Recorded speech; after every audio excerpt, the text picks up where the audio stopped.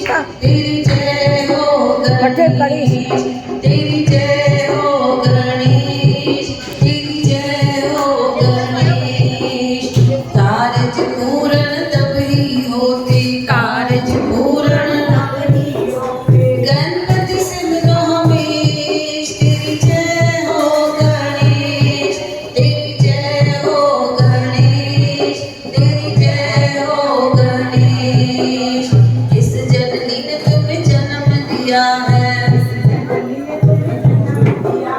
किसने दिया उपदेश। तेरी जय हो गणेश, तेरी जय हो गणेश, तेरी जय हो गणेश, तेरी जय हो गणेश, तेरी जय हो गणेश।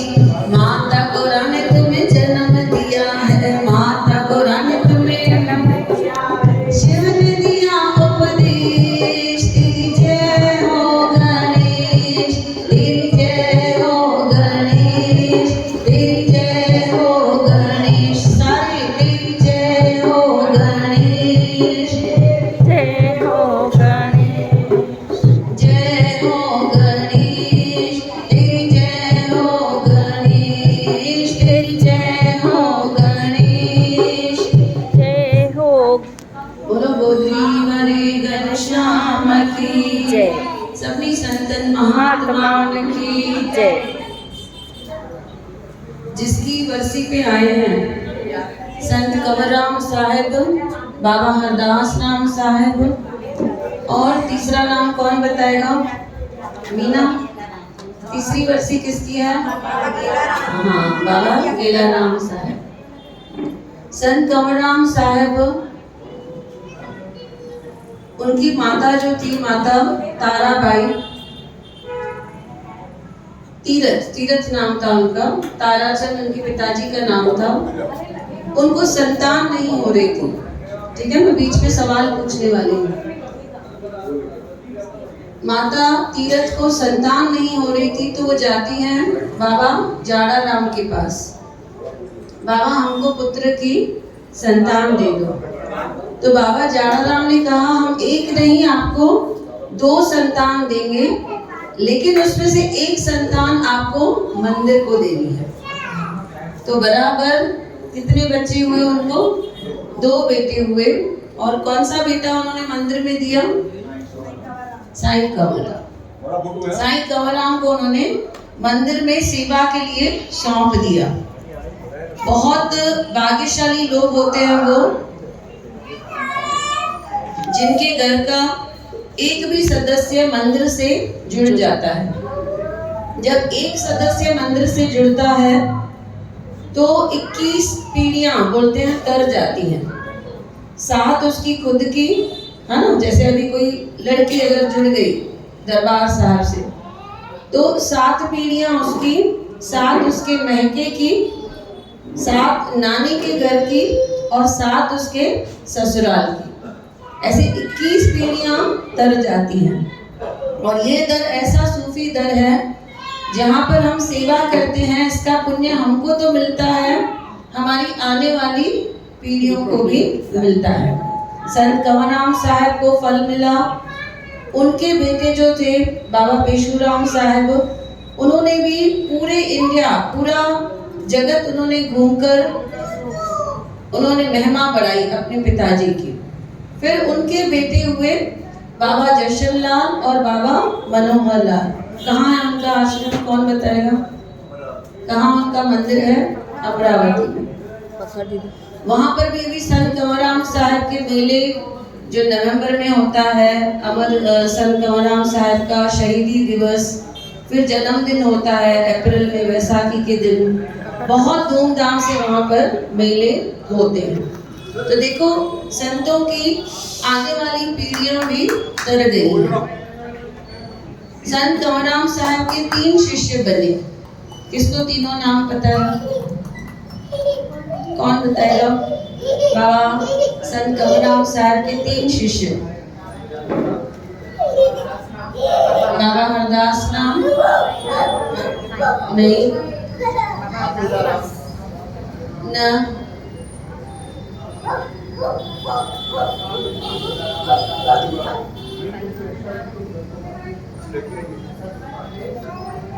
संत कंवरराम साहब के 3 शिष्य, बाबा हरदास राम और बाबा आसुदा राम, हाँ, और तीसरा इंदौर वाले सूफी संत, क्या नाम है उनका? दीवान करमचंद। इंदौर के जो संत हैं दीवान करमचंद, वो भी संत कंवरराम साहब के कौन थे? शिष्य थे। तो ऐसे पहले जमाने में शिष्य बहुत मुश्किल से बनाते थे, उनको इजीली नाम नहीं देते थे, उनको बुलाते थे, एक महीना आके रहो, सेवा करो, तब जाकर आपको नाम देंगे। तो बात चल रही थी कि जो सेवा करते हैं उनको खुद को तो पुण्य मिलता है और आने वाली पीढ़ियों को भी उसका पुण्य मिलता है। तो सब लोग मिलकर क्या कहेंगे? सेवा करते फल पाएंगे, सेवा करते फल पाएंगे, पाण तरे कुल तारेंगे, पाण तरे कुल तारेंगे, संतन सानी हलाए तुम, संतन सानी हलाए तुम, सेवा करते फल पाएंगे, सेवा करते फल पाएंगे, भजन गाइते फल पाएंगे, भजन गाइते फल पाएंगे, तालियों बजाइते फल पाएंगे, तालियों बजाइते फल पाएंगे, पाण तरे कुल तारेंगे, पाण तरे कुल तारेंगे, संतन सानी हलाए तुम, संतन सानी हलाए तुम, संतन सानी हलाए तुम, संतन सानी हलाए तुम। देखिए जवाब इधर हमारे मुझे सवाल है जो वो इधर आके मुझे जवाब देंगे, है ना? मैं पूछ रही हूँ, यहाँ पर आए तो बाबा हमको दिखाई दे रहे हैं, बाबा खाली उधर बैठे रहते हैं, यहाँ पर बाबा हैं क्या? खाली उधर ही बैठे हैं क्या बाबा? यहाँ पर हैं बाबा, वहाँ पर हैं, वहाँ पर हैं, सब जगह हैं। फिर भी मैं देखती हूँ जो आते हैं वो इधर आके बैठेंगे, नहीं बाबा खाली सामने ही हैं। जिस दिन आप 5 साल रख रहे थे, वो जो आए थे बेचारे कीर्तन करने, कहाँ बैठे थे? यहाँ। और आप सब लोग कहाँ बैठे थे? क्यों? यहाँ सब बैठे थे, यहाँ कोई बैठा ही नहीं था। अभी यहाँ पर देखते हो बाबा बैठे हैं मंदिर में, मूर्ति के अंदर में। घर पर बाबा कहाँ बैठे हैं? आपके घर पर बाबा कहाँ बैठे हैं?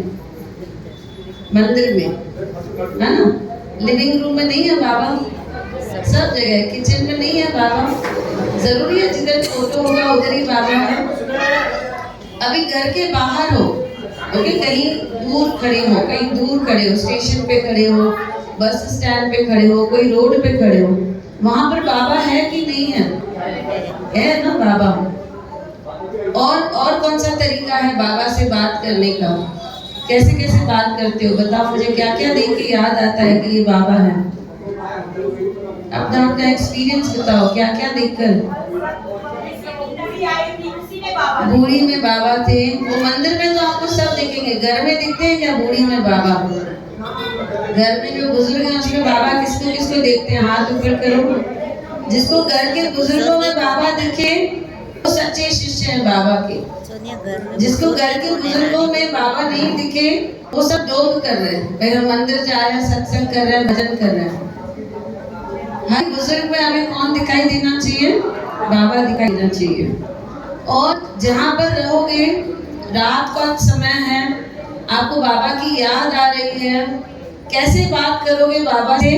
चांद को देखकर, है ना? चांद को देखकर बाबा से बात करनी है। चांद में भी कौन दिखाई देना चाहिए हमें? किसको किसको दिखा है अभी तक? किसको? आपको दिखा है, वेरी नाइस। शारदा भाभी, दीपा को, चंद्रा भाभी, पूनम दीदी और पूनम दीदी बड़ौदा वाली। देखो जब भी मन लगे भाई बाबा का फोटो सामने नहीं है तो चांद को देखना है। जब भी हम चांद को देखते हैं तो एक माँ का आशीर्वाद हमको मिलता है। सूरज हमारे पिता हैं और चंद्र कौन है? हमारी माता है। आप चांद को देखकर बाबा को याद करके जो भी मांगोगे वो आपको जरूर मिलेगा। इसीलिए भजन में क्या कहा है? चंड खेड राहत पसा, सारे चंड खेड राहत पसा,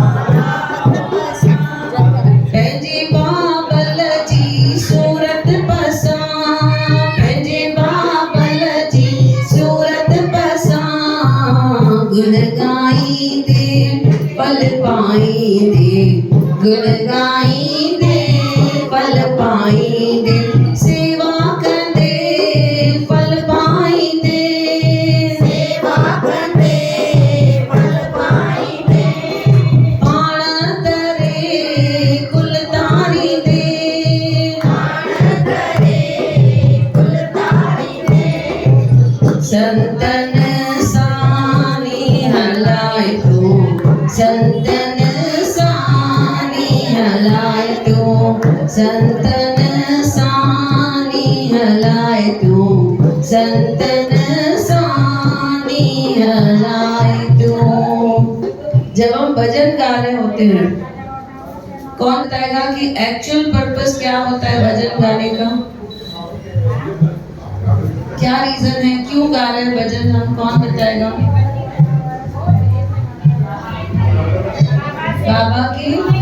बाबा से जुड़ने के लिए और